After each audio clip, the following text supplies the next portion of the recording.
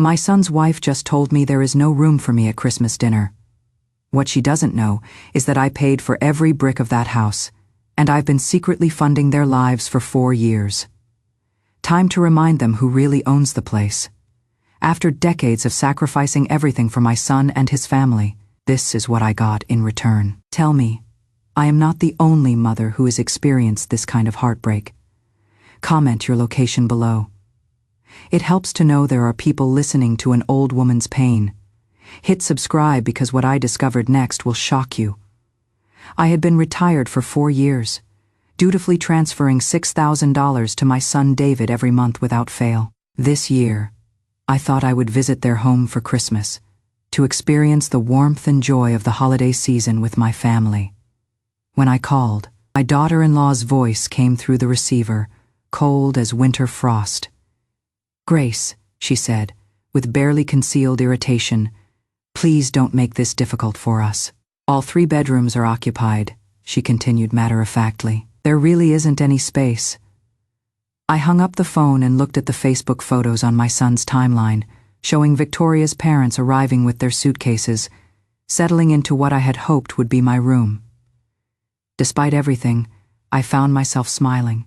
Christmas Eve arrived with a gentle snowfall outside my window.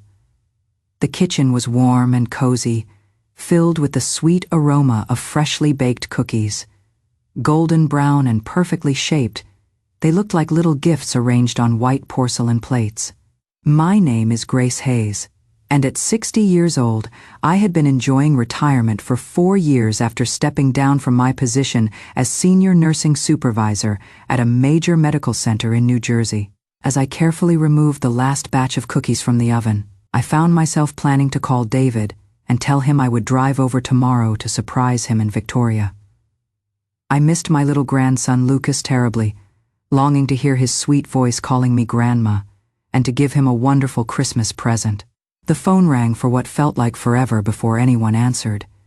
Just as I was about to hang up, I heard Victoria's voice tinged with unmistakable irritation. "Hello, Mom. What is it?" Her tone carried a distance and wariness, as if I were a telemarketer rather than her mother-in-law. A flash of hurt crossed my heart, however, while my brightest voice making it as gentle as possible. "I'd love to spend Christmas with all of you this year and enjoy the festivities together." The silence that followed was deafening, like the quiet before a storm. Then Victoria's ice-cold, emotionless words hit me like a physical blow. "Grace, please don't make this difficult for us. All 3 bedrooms are occupied. There really isn't any space." The line went dead. I stared at my phone, then opened Facebook. There they were, Victoria's parents, all smiles as they posed in the beautifully decorated guest room I had helped pay for. The room had fresh flowers, fancy bedding, and welcome gifts. The same room where there was apparently no space for me. That is when I made my decision. I walked to my desk and pulled out the file I'd hoped I'd never need. Inside was the legal document that would change everything. The property ownership agreement that gave me full rights to the $350,000 house I had purchased entirely with my own money. I also opened my banking app and stopped the automatic $6,000 monthly transfer I'd been sending for 4 years straight. When David called the next morning, his voice was sharp with panic. "Mom, the money didn't come through.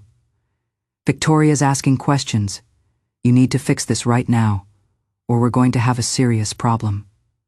I took a deep breath. "David, we already have a serious problem, but not the kind you think." "What is that supposed to mean?"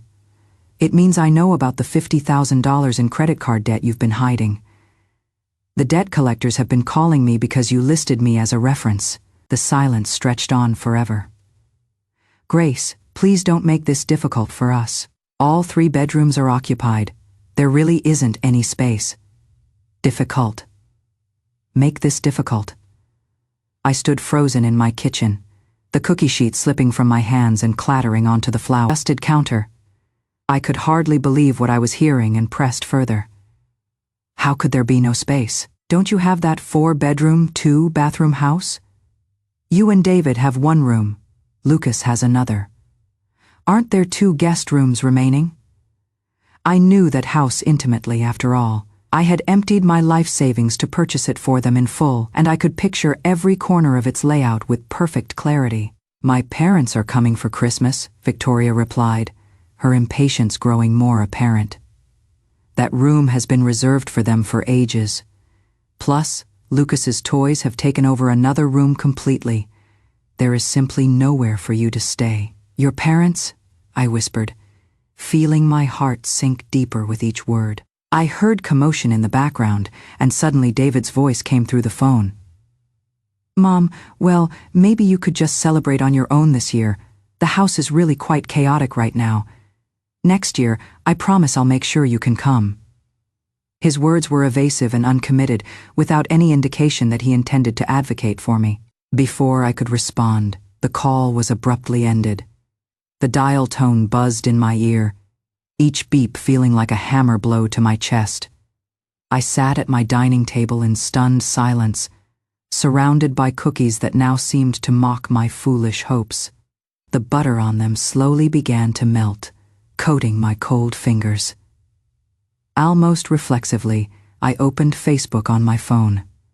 The first post in my newsfeed was from David, posted just 30 minutes earlier. Several cheerful photographs filled my screen. Victoria's parents stood proudly at the entrance of what I had never been allowed to call home, surrounded by large suitcases, their faces beaming with undisguised satisfaction and pride. One photograph showed a close-up of the guest room I had assumed might be available for me.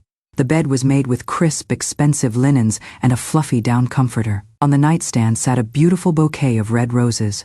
The caption read, "Welcome Mom and Dad to our home for Christmas. Their home."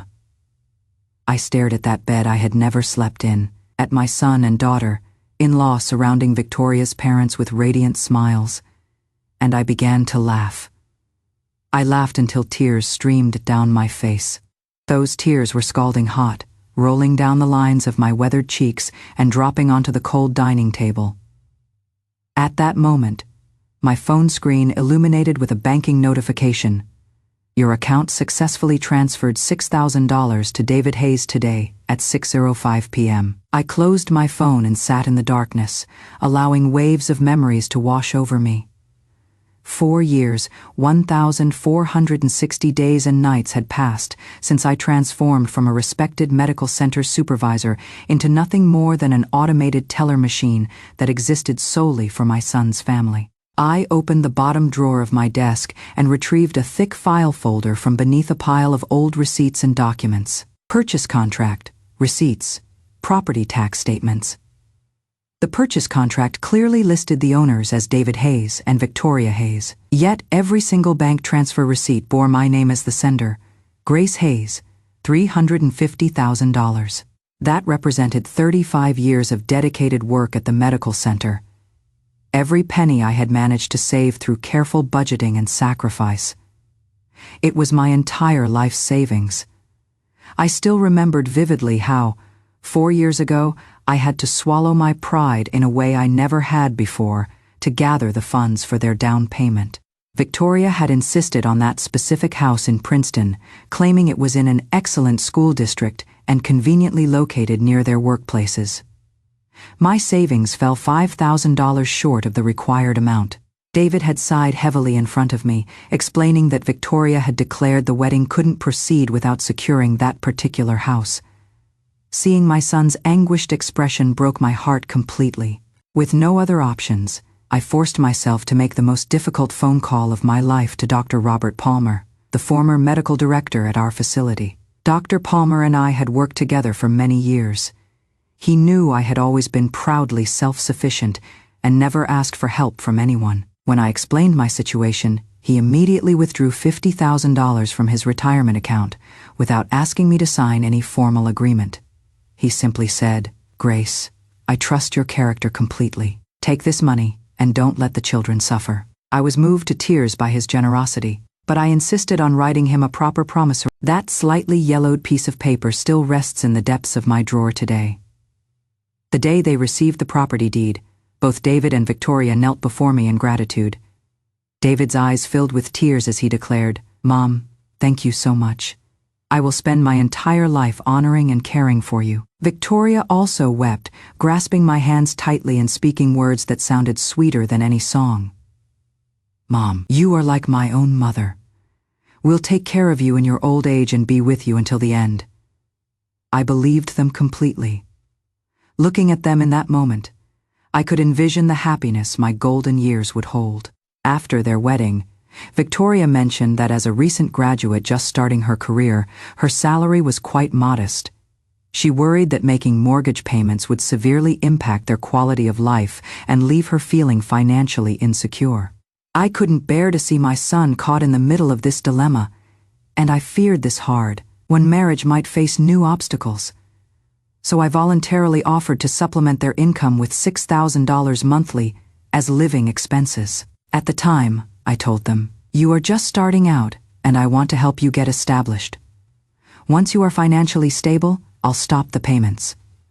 That assistance continued for 4 years. 4 years, 48 months, $288,000.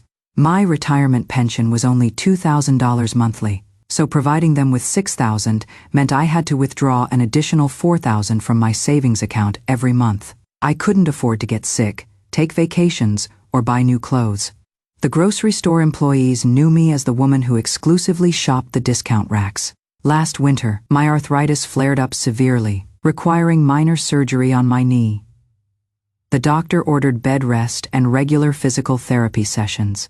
I called David, hoping he and Victoria could take turns caring for me for a few days. Victoria immediately responded, "Mom, I am swamped with a crucial project at work. I absolutely cannot get away." David also mumbled excuses.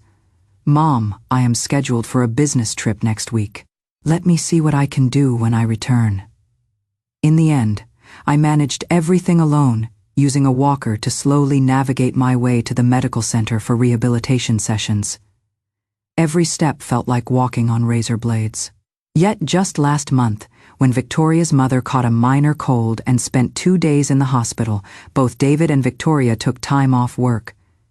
One used annual leave, the other took personal days. They alternated staying at the hospital, bringing tea and water, cutting fruit, and feeding her with more devotion than biological children might show. David even posted on Facebook, "Hoping Mom recovers quickly. Your health is our greatest happiness." Every incident, every memory played through my mind like scenes from a movie. I had always convinced myself they were simply busy with work, that young people face tremendous pressure, and that as a mother, I should be more understanding. Until today, until that door was firmly closed in my face. Only then did I clearly see that in their hearts, I had never truly been family. I was merely a tool to be used and discarded at an ATM machine that automatically dispensed cash. I retrieved the promissory note Dr. Palmer had refused to keep, the one I had insisted on writing for those $50,000. The handwriting had faded somewhat, but the words "borrowed by Grace Hayes" remained clearly visible. Staring at that note, the last vestiges of warmth, attachment, and maternal devotion in my heart were slowly encased in bone, chilling coldness. Then they shattered into dust. Dawn broke with a world blanketed in pristine snow, clean beyond reality. I hadn't slept all night, yet my mind had never been clearer. There were no tears, no angry confrontations, not even a phone call to demand explanations. When a person's heart dies, only calm remains. I dressed carefully, combed my hair neatly, and walked out into the world. My first stop was the bank. The young teller recognized me and smiled cheerfully. "Here, to transfer money to your son again?" For 4 years, I had visited monthly to confirm that automatic transfers had processed successfully, terrified that any delay might upset them. Today, I sat across from her desk and spoke with clear, cold determination. "Hello, I need to cancel a recurring monthly transfer." The teller looked surprised but quickly processed my request. When the cancellation receipt was placed in my hands, I felt as though a mountain that had pressed down on my shoulders for 4 years had suddenly lifted. This was the first step in my counterattack. Small but monumentally significant. Leaving the bank, I didn't return home. Instead, I called a number I hadn't dialed in years. Dr. Palmer's cheerful voice. Though we lived relatively close to each other, we had maintained separate lives with minimal contact. After exchanging pleasantries, I took a deep breath and explained my request. Dr. Palmer, there is something I need your help with. I gave him a concise overview of the past few years, sticking to facts without embellishment. The phone fell silent for a long moment, then I heard his angry sigh. Those ungrateful brats. Grace, you've always been too kind-hearted. Without responding to his comment, I continued outlining my plan. Dr. Palmer, I need you to perform a little theater. Tell them you have a family emergency and urgently need that $50,000 repaid. Would that be convenient for you? Dr. Palmer had worked alongside me for half our careers and understood my character completely. He knew that only desperation would drive me to make such a request. He agreed immediately with righteous indignation. Convenient? Absolutely convenient. Even if this were real instead of acting, I'd support you completely. Those ungrateful wolves need to be taught a proper lesson. After hanging up, the final weight in my chest settled into place. I opened WhatsApp, found David's contact, and typed a message before hitting send. David, starting this month, I won't be able to send the $6,000. I am facing an urgent financial situation. Within 5 minutes of sending that message, David's phone call came through with panicked urgency. Mom, what is happening? What does your message mean? His voice was agitated, even carrying a note of accusation. That $6,000 is our fixed monthly budget. If you suddenly stop sending it, how are we supposed to handle next month's car and mortgage payments? Victoria needs new clothes, and Lucas's formula and diapers aren't free. Listening to his righteous indignation, my last glimmer of hope completely died. He had never cared about what urgent situation I might be facing. His only concern was his depleted wallet. I gripped the phone, my voice as calm as still water. I owe money to someone, and they need immediate repayment. David clearly didn't believe me, scoffing dismissively. Repayment? Mom, what kind of joke is this? You've been frugal your entire life. What debts could you possibly have? You just don't want to send the money anymore, right? Are you angry about the Christmas situation? His tone carried the smugness of someone who believed he had figured everything out. I didn't become angry. I simply stated a fact. Have you forgotten? 4 years ago, when buying your house, I borrowed $50,000 from Dr. Palmer, my former medical director. The phone went completely silent. I could clearly imagine the shock and panic crossing David's face at that moment. Of course he remembered that money.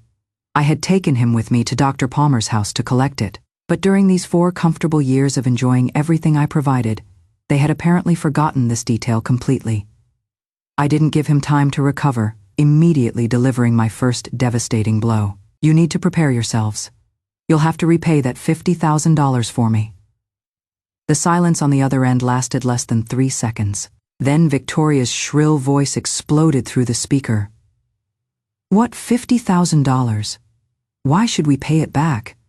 You voluntarily bought your son a house. What does that have to do with us? What kind of mother are you?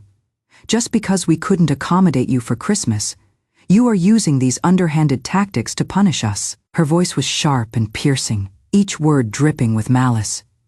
I could hear David quietly trying to calm her in the background. Keep your voice down.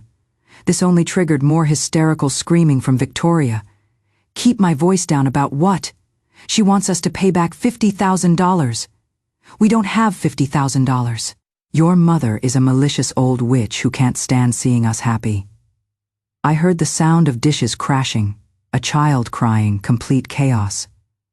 I listened silently without hanging up or speaking. This argument continued for approximately 30 minutes. Half an hour later, my phone rang again.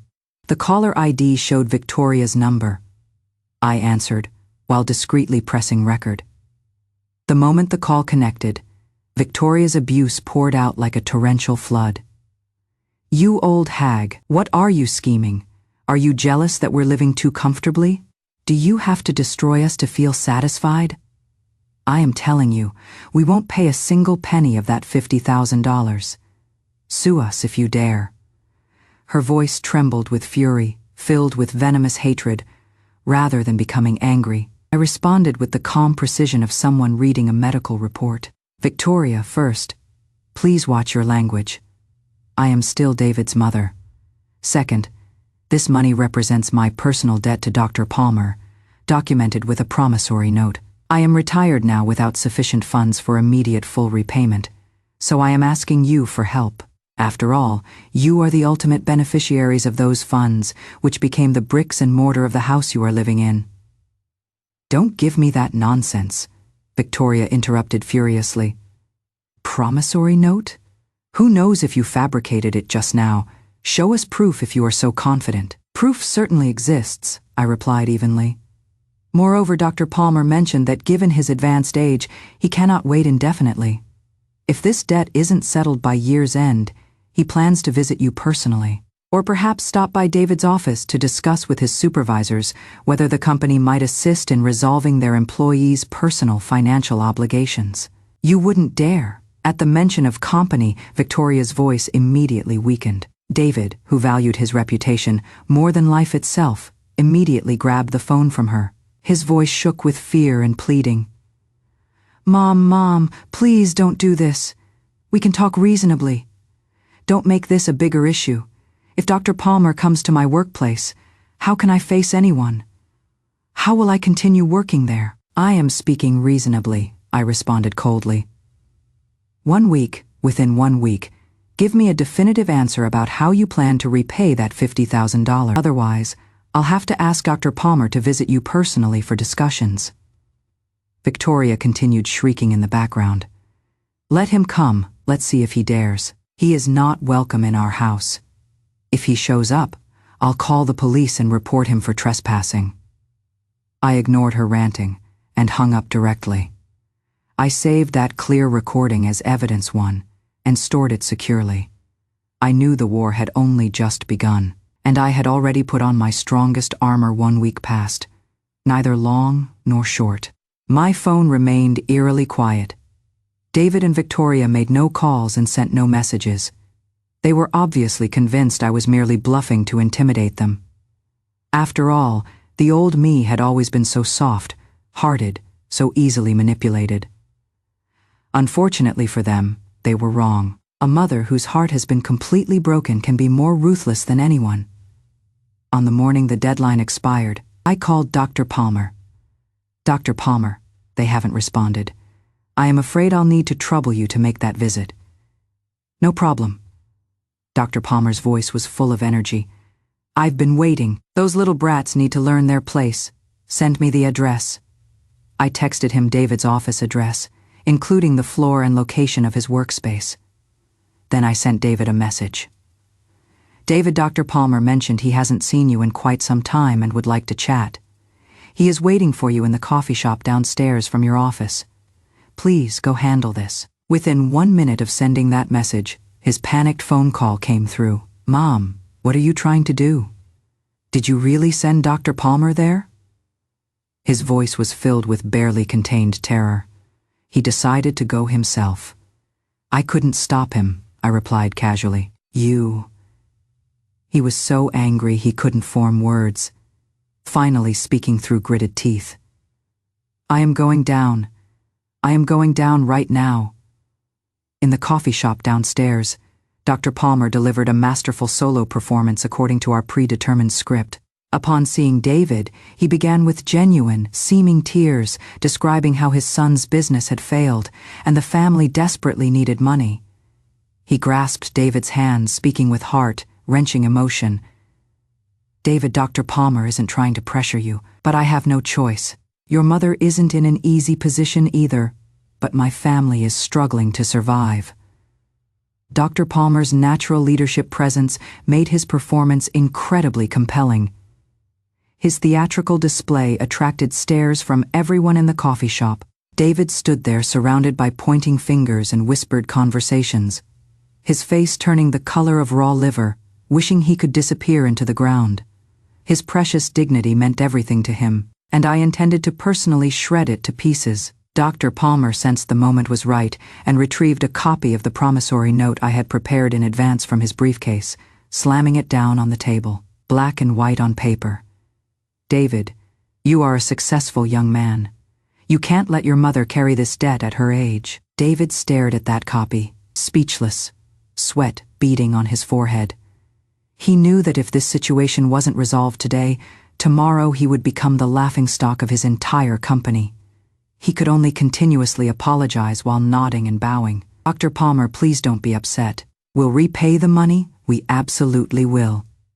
Under Dr. Palmer's pressure, David wrote an installment payment agreement on the spot, signing it and adding his fingerprint. He promised to repay the $50,000 within 1 year, at least $4,000 monthly. Carrying that agreement, David returned home completely defeated. According to Dr. Palmer's later account, he personally witnessed David throwing the agreement in Victoria's face the moment he entered their house. The couple erupted into the most serious argument of their marriage. Victoria's parents, who had been staying with them, added fuel to the fire instead of mediating. They didn't encourage reconciliation but instead pointed accusingly at David, calling him useless for being unable to handle his own mother, labeling him a pathetic failure. The entire household descended into chaos.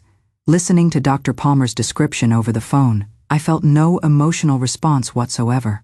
I actually found it somewhat amusing. Their combined monthly salary was just over $5,000. After car payments, mortgage, daily expenses, and $4,000 in debt repayment, they could barely survive.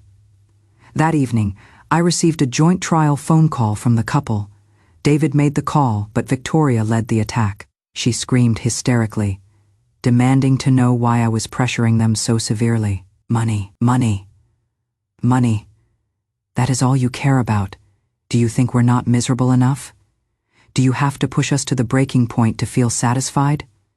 David chimed in from the background, his voice filled with resentment. "Mom, you are going too far. If you push us to the limit, we'll go down fighting.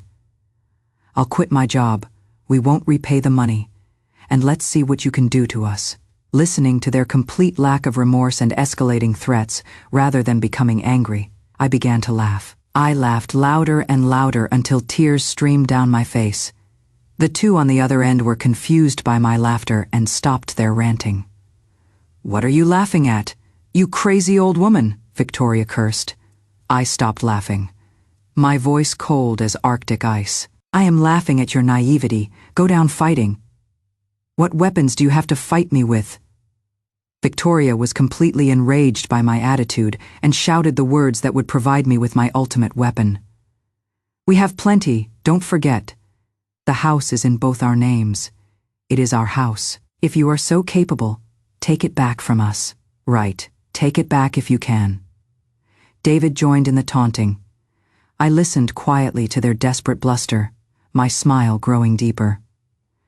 "Victoria, David, thank you for reminding me." I hung up without giving them another chance to speak. I walked to my bedroom and opened the safe I kept permanently locked. From beneath jewelry and financial documents, I retrieved a waterproof file folder. 4 years ago, the day before finalizing the property deed after paying for the house in full, I had kept one insurance policy. My old friend Jennifer, who worked as an attorney, had advised me that large property gifts, especially those funded entirely by one party, should include protective measures as a precaution. At the time, I thought she was being overly cautious. How could I not trust my own son? But following my medical training's emphasis on thoroughness, I took her advice. I had Jennifer draft this nominal ownership agreement. The document stated in clear black and white the property located at Princeton, New Jersey, although registered under the names of David Hayes and Victoria Hayes, was purchased entirely with funds provided by Grace Hayes. David Hayes and Victoria Hayes serve merely as nominal holders or proxy owners of said property. All actual ownership rights, usage rights, and disposal rights belong to the actual funding party, Grace Hayes. At the document's conclusion were our 3 handwritten signatures and bright red fingerprints. I still remember Victoria's expression when I produced this agreement. Her face had turned ashen, but David, eager to quickly obtain the house, reassured her. "Mom's just being cautious for peace of mind. Let's sign quickly so we can move forward." He signed his name with flourishing strokes without hesitation.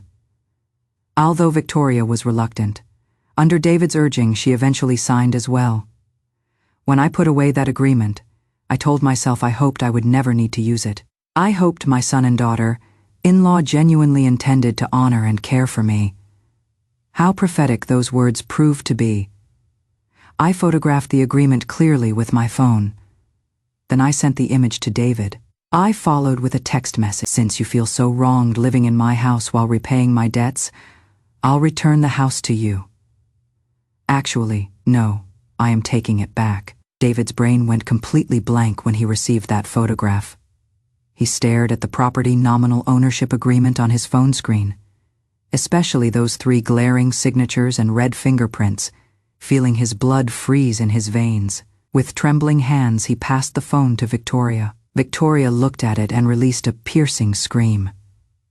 Fake. This has to be photoshopped. How dare that old witch? Though she protested loudly, the panic in her heart was already drowning her like a rising tide.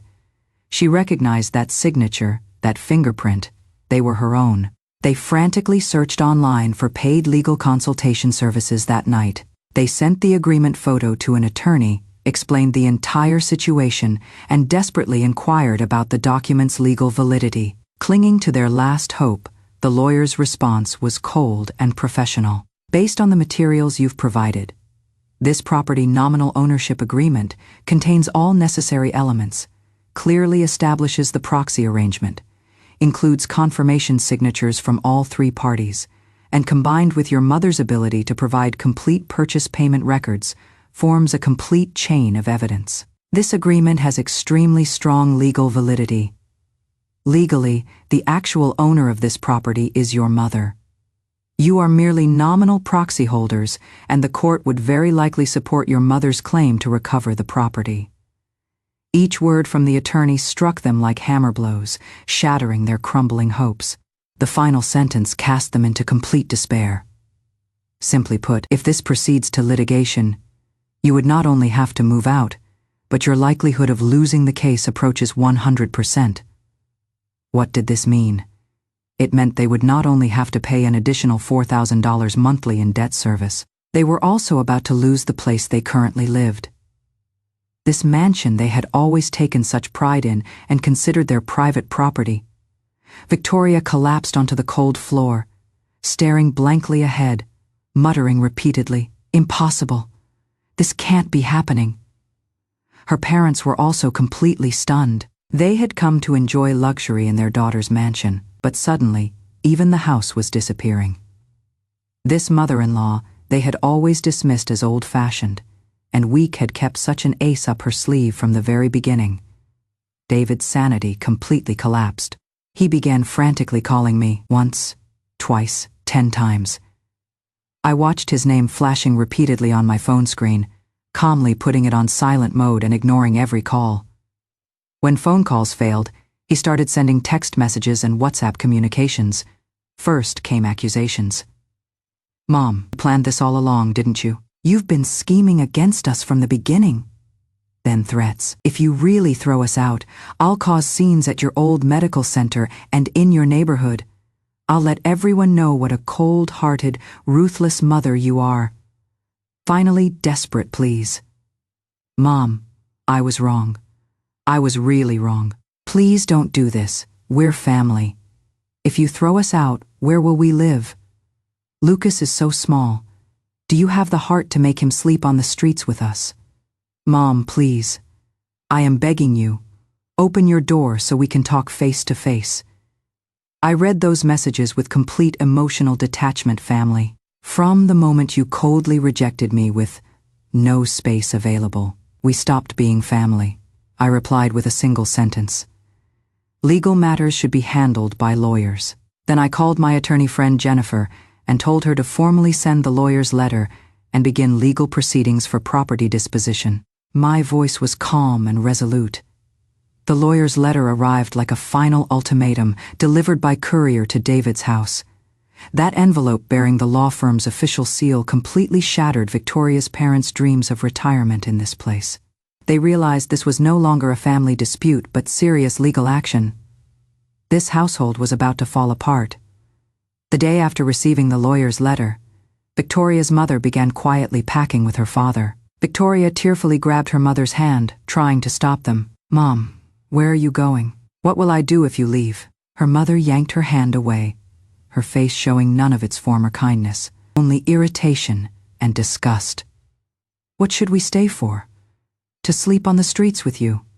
Look at this man you chose, completely useless, and with such a formidable mother. We were blind from the beginning." Her father sighed heavily from the side. "Victoria, don't spend your life suffering with this weakling. While you are still young, divorce him and find someone better." These words reached David's ears exactly as he returned from work. He stood in the doorway, trembling all over, his chest heaving violently. All his humiliation, anger, and shame exploded in that moment. "What did you say? I am a weakling," he shouted at his in-laws. "Who pressured my mother to buy this house originally? Who moved in comfortably and treated my mother like an outsider? Now when trouble comes, you are washing your hands of all responsibility. Get out! All of you get out!" A massive fight erupted. Victoria's parents fled that crumbling home in their car that very night.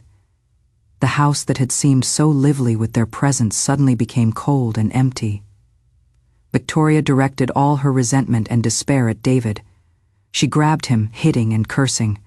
"David, you useless man! You can't even handle your own mother! She has you completely under her thumb. I was blind to marry you." David also completely lost control. His eyes red with rage, he grabbed Victoria's shoulders and shook her violently. "If it wasn't for you, if you hadn't demanded this house, if you hadn't treated my mother that way, would we be in this situation today?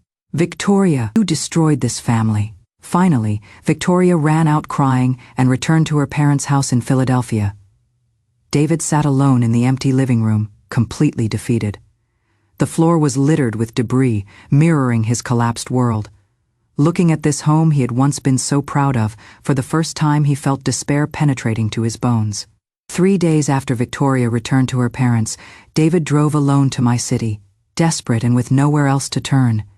He didn't call ahead but simply waited downstairs from my apartment building. When I left to shop for groceries that day, a dark figure rushed toward me as I stepped out of the building entrance. With a loud thud, he dropped to his knees directly in front of me. It was David. He looked terrible after just a few days. Unshaven, hollow-eyed, even reeking of alcohol. He wrapped his arms around my legs and sobbed uncontrollably. "Mom, I was wrong. I was really wrong. I shouldn't have listened to Victoria. Shouldn't have treated you that way. Please forgive me this once. Now that you've taken the house back, we really have nowhere to live." His crying was loud and immediately attracted curious neighbors. Some friends who knew me began pointing and whispering, "Isn't that Grace? Why is her son kneeling?" Young people these days must be unfilial, making their mother so angry. Look how he is crying, quite pitiful, really. I stood in the center of the crowd, not helping him up or even looking down at him. I stared straight ahead at those watching faces, some sympathetic, some curious, and spoke clearly and loudly enough for everyone around to hear. "David, get up. You are not kneeling to me. You are kneeling to that 1,200 square foot house, to those monthly $6,000 payments, to your own future comfortable and easy lifestyle." I tried to pull away the leg he was clutching. He only held tighter, crying louder. "Mom, I am kneeling to you. I regret everything. Please give me one more chance." I had no patience for further entanglement with him. I walked around him and headed straight for the building entrance, using my key card to open the security door. The heavy steel door slammed shut with a bang, cutting off all his crying and theatrics. David knelt downstairs for an entire day, from daylight until dark. By evening, freezing rain began to fall. Wearing only light clothing, he shivered uncontrollably in the cold wind. He started sending me pathetic text messages. "Mom, it is raining outside, so cold. I think I have a fever. My head is spinning. Could you please open the door and let me come in for some hot water?" I stood by my window, looking down at the figure huddled in the rain. I remembered last winter when I had knee surgery and sat alone in my empty house, unable even to get myself a cup of hot water while using a walker. Where was my son then? He was comforting his wife who was busy with projects, running around for his business trip job. How ironic. I quietly closed the curtains and put my phone on silent mode. The next morning, the figure downstairs was gone. Soon after, I received a photograph. It was from David, showing him in a hospital bed with an IV drip, looking pale and pitiful. The caption read, "Mom, I am sick, in the hospital. The doctor says I have acute pneumonia." Looking at that photograph, I felt no sympathy whatsoever, only annoyance. He was still performing, still using these manipulative tactics to try gaining my pity. Without hesitation, I blocked his number. All communication channels between us were now completely severed. While David staged his sob story, my affairs proceeded methodically. I gave my attorney friend Jennifer full power of attorney to handle all property transfer and sale procedures. I began seriously planning my retirement years.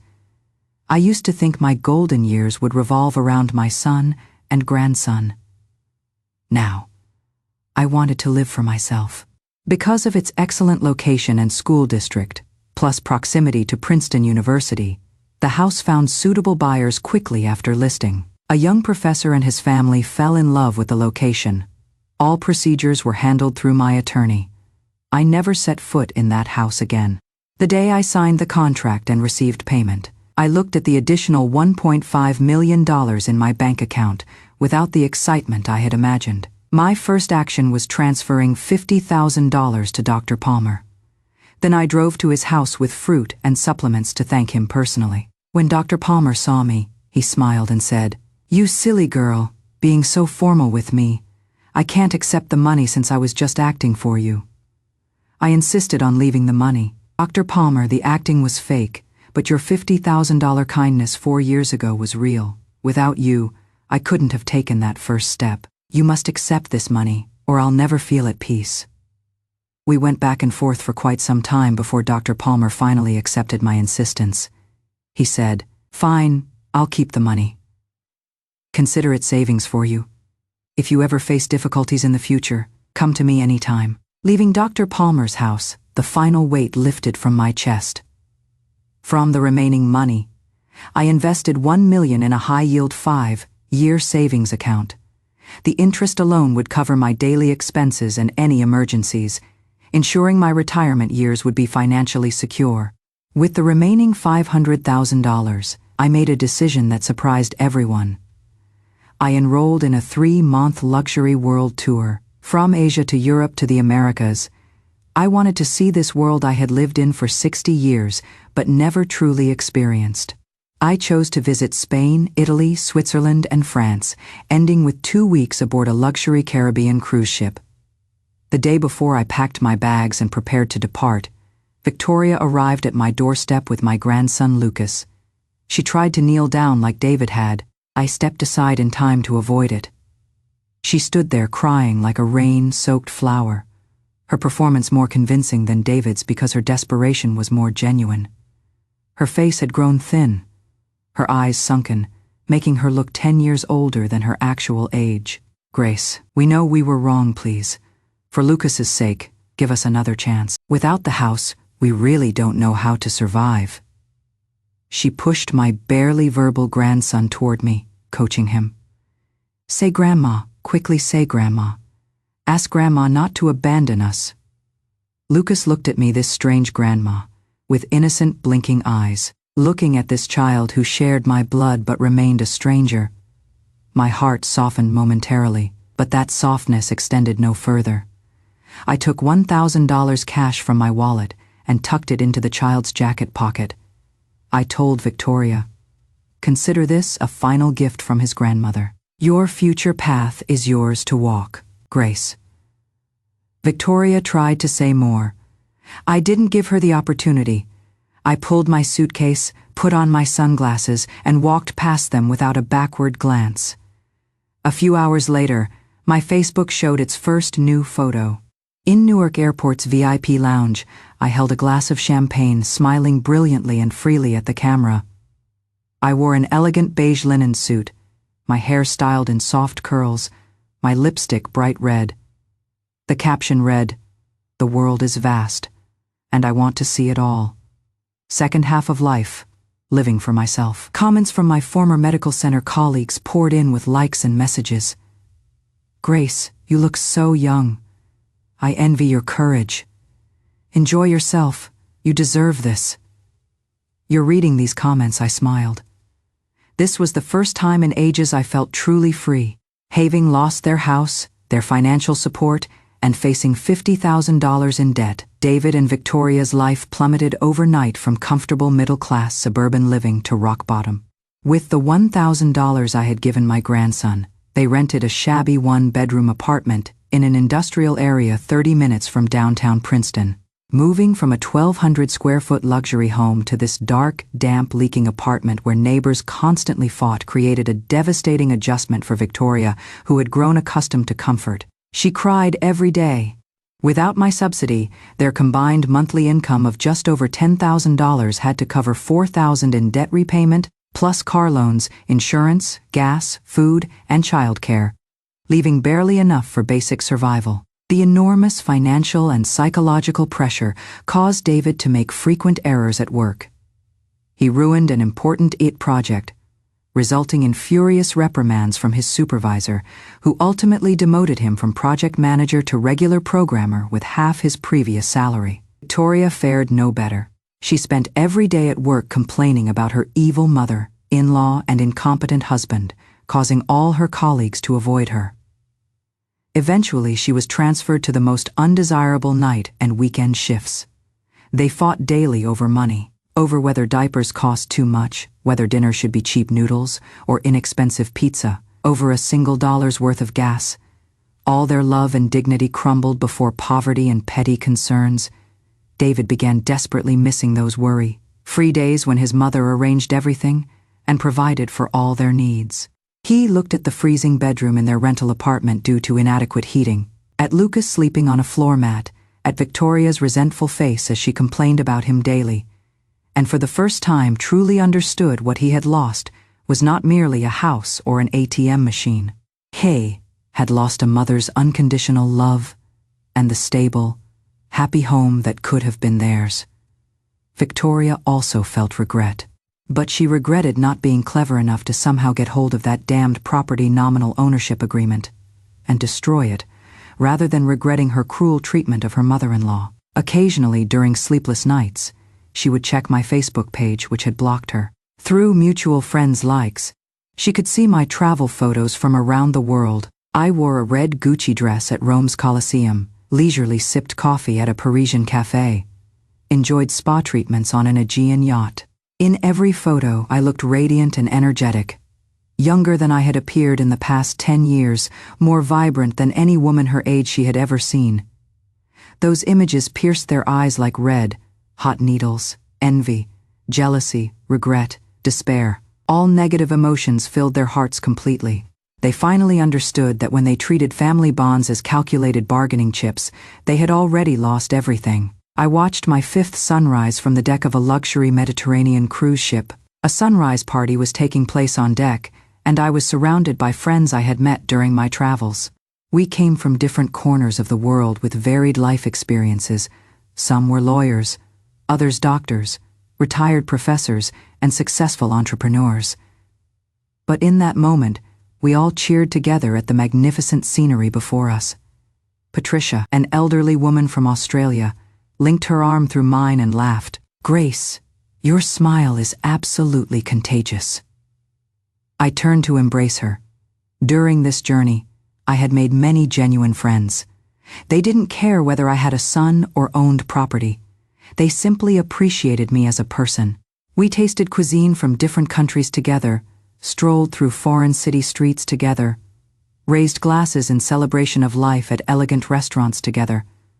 My phone buzzed gently in my pocket. I looked at it and saw a long overdue text message from a number I had blocked. yet which could still send standard SMS messages. It was from David. The message was lengthy. "Mom, it has been a long time since we've been in contact. I don't know how you are doing now. I saw your Facebook photos, and you look very happy. I am happy for you too. Victoria and I have both resigned from our previous companies. I found a job in sales at Best Buy and also do weekend at consulting. It is exhausting work, but we can earn a bit more each month. Victoria is working at Target's customer service desk. Though tiring, our combined salaries are finally enough to support ourselves and Lucas. The apartment we're renting isn't large, but we're working hard to save money. We hope someday to accumulate enough for a down payment to buy a house we've earned ourselves. Dr. Palmer's money.